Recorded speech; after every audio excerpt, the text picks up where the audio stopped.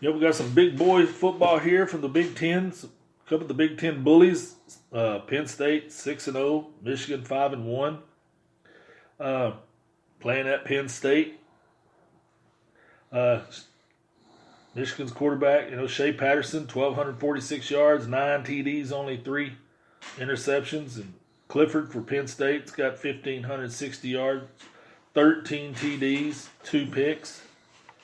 Charbonnet, the leading rusher for Michigan, with his 376 yards and 5 touchdowns. And Noah Cain from right here in Texas, 57 carries, 310 yards, 6 touchdowns. Not a lot of yards there. Bell's the leading receiver for Michigan. He's got 361 yards. And Hamler's the leading receiver for Penn State, 455 yards and 5 touchdowns. This one, Penn State averaging 42 points a game, man. That's a lot. Michigan's averaging 30 points allowed. Michigan's giving up 17.5.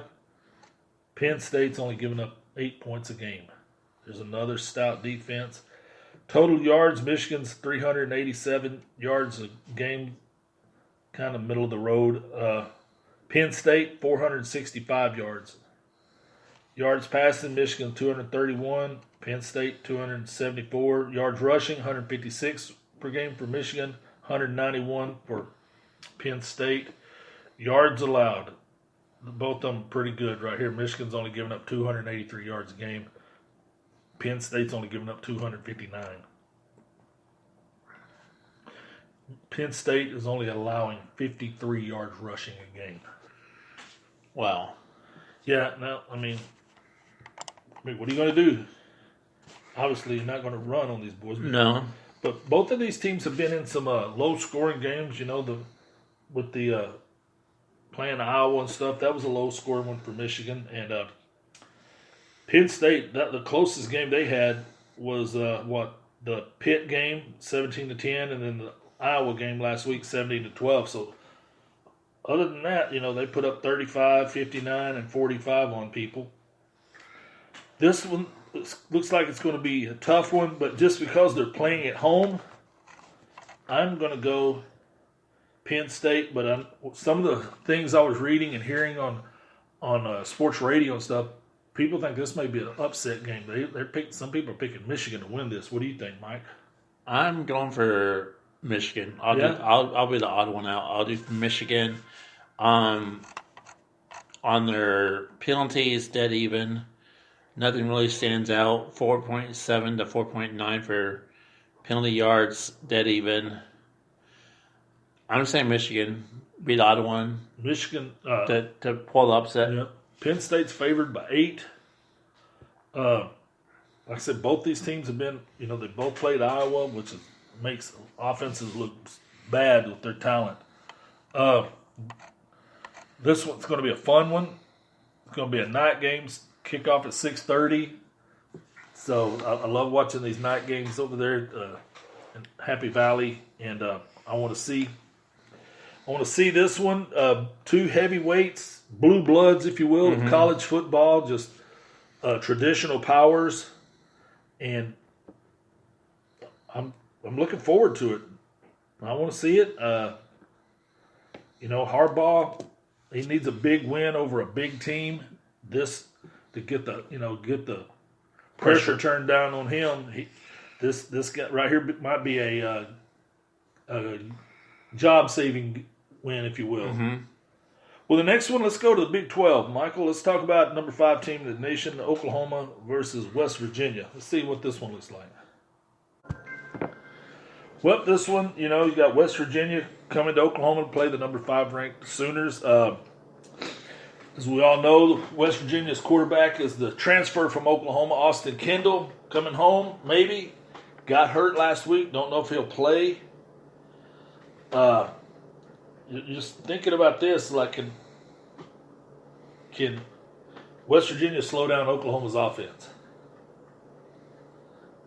I mean, that's the story right there. At best, if you're West Virginia, you're hoping there's a hangover from the Texas game. And you're hoping that they'll take you lightly. But Usually Oklahoma's pretty solid after the Red River shootout. But let's take a look at some of these stats here. Points per game. West Virginia's averaging 24 points a game. Oklahoma's averaging 50. They're averaging double. Points given up. West Virginia's giving up 30, so they're giving up more than they score. Oklahoma's only giving up 20. How about this stat right here? Total yards per game. West Virginia's averaging 326 yards a game. Oklahoma's averaging 621. I mean, number one offense in the country. Yards passing. West Virginia is 231 yards. Oklahoma's 335. Now here's a telltale sign right here. Yards rushing. West Virginia is only averaging 94 yards a game rushing, man. It's crazy. Yeah. And Oklahoma is averaging they're averaging 286 yards. Let me just give you a little rundown on their like top 4 running backs or whatever. Jalen Hurts, 600 yards rushing, the quarterback. He's the leading rusher for OU. He's averaging 8.5 yards a carry. Oklahoma's second leading rusher, Ramondre Stevenson. He's got 356 yards. He's averaging 10 yards a carry. Trey Sermon, the third leading rusher, he's averaging 7.7 yards a carry. Kennedy Brooks, the fourth leading rusher, 311 yards. He's averaging 8.9 yards a carry. TJ Pledger, the fifth leading rusher, he's averaging 8.8 yards a carry. We're starting to see a theme here, man. These guys are just, they run the ball. You know, people talk about OU's air raid, but Lincoln Riley, what he's done with the running game there, him and Coach Beatonbow, offensive line coach, I mean, that's hard to stop because they're so good at both areas, you know. And the defense, West Virginia's giving up 380 yards a game. OU's giving up 340 passing yards. West Virginia's giving up 207 yards. Oklahoma's giving up 199, so they're pretty even there. Rushing yards, West Virginia's giving up 170. Oklahoma's giving up 140. West Virginia, like I said, they've only had 2 wins. They beat Kansas 29-24, and they beat North Carolina State 44-7. But they got beat by Iowa State. They got beat by Texas. They got beat by Missouri 38-7. So they've kind of had an up and down year so far, but this one doesn't look like it's going to be too pretty for them. I mean, you know, Oklahoma's been shellacking the crap out of people this year. I just wish there was bigger, better games for, you know, when these conferences get big, you know, like they are, there's so many weak teams you have to play, whereas otherwise you'd be able, like when these, like the Big Eight, when it was the Big Eight, you know, they'd play their 7 teams and they'd have these other teams they would schedule, and there was more competitive games. Well, now all these conferences are, you know, or 12, you know, 16 teams, whatever. They're so big. There's, you know, you get a lot of the bottom feeders in there, and you're just not seeing as many big games anymore. But so this is what we have right now. So we'll take Oklahoma over West Virginia. I believe Oklahoma's favored by 33.5 points. Don't think they'll cover it, you know, just because of hard to be up. And plus, when you play a team as physical as Texas, you're probably going to have some injuries and stuff. What are you thinking on this one, Michael? I'm saying Oklahoma. The penalties, you know, they're averaging, for West Virginia's averaging 5.2 penalties to 4.9.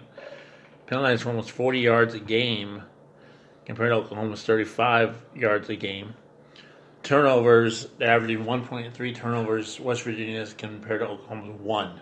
Yeah. So I'm saying Oklahoma. And that's kind of a misleading stat for Oklahoma right there, because when you run as many offensive plays as they run, there's just more chances for Like Four they're saying interceptions. they're saying that interception 0.7, fumbles 0.5, and fumbles lost 0.3. So I guess eventually that makes up to 1.0 somehow in their logic. But I'm saying Oklahoma. Yeah. I mean, Jalen Hurts, he has 758 yards passing, 17 TDs, 3 interceptions. You know, he's a Heisman Trophy candidate.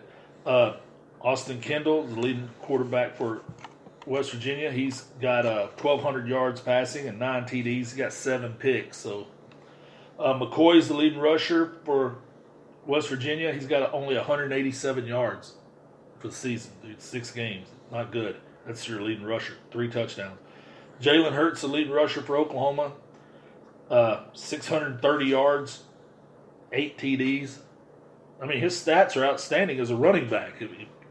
And then receiving yards, James, 37 receptions, 359 yards, 2 TDs for West Virginia. And you know exactly who's the leading receiver for Oklahoma. CeeDee Lamb, 28 receptions, 610 yards, 10 touchdowns already. So, yeah, they are offensive machine. I mean, NFL players everywhere, you know, offense. So let's see if they can have the back-to-back defensive standout performances 2 weeks in a row. Next game, we're moving up to the ACC. We're taking a look at number 3 Clemson playing Louisville. Michael, didn't Louisville score 62 points last week? Yeah, and that was an interesting game. Yeah, well, let's take a look at this one, man. So, what sticks out about this one to you, Mike? I'm looking at the penalty yards that Louisville has. It's averaging 5.3 for 42 yards a game, and Clemson. I mean, we all know that Clemson more than likely is going to win this game. I mean, it just kind of stands out, but the penalty yards for Clemson's like 4.8 for 36 yards. But the turnovers, the Louisville's averaging 1.2 turnovers a game, and Clemson's not even in that category. So, what about you? What stands out for this game? Undefeated versus 4-2. You know, that's the big deal here for. Well, they did. I mean, one thing for Louisville, they did knock out Wake Forest. That's right. They were a top 25 team last week, and no more. Yeah, this one right here, Trevor Lawrence. You know, the quarterback, sophomore quarterback. He's got 1,300 yards passing, 11 TDs. Uncharacteristic of him, though, he's got 6 interceptions. And then Cunningham for Cardinals, he's got 820 yards passing, 7 TDs, and only 1 pick. NTN, the leading rusher for Clemson, 589 yards, 5 TDs. Hawkins, the leading rusher for Louisville, 622 yards, 3 TDs. Higgins for Clemson got 549 yards, 3 TDs. Atwell for Louisville's got 509 yards, 6 TDs. This one, you know, Clemson's picked by 24 on the road. Both of them are prolific scorers. I mean, Clemson's averaging 39 points a game. Louisville's averaging 37. Big difference is Clemson's only giving up 12 points a game, whereas Louisville's giving up, you know, 31 points a game. Total yards, almost even here. 497 yards for Clemson, 489 for Louisville. Yards allowed, that's the big deal right there because, you know, Clemson's defense only giving up 254 yards a game, and Louisville's giving up 439. Tough sledding for trying to run the game. On Clemson, they're only giving up 104 yards on the ground and only 150 through the air. When have you seen a defense like that only allowing 150 yards in the air? Louisville's giving up 264 yards in the air and 175 on the ground. Yeah, this one I think is going to be Clemson, but Clemson's just been up and down this year. They've So I'm going with Clemson. How about you? I'm going to take Clemson. You know, Dabo Swinney just has these boys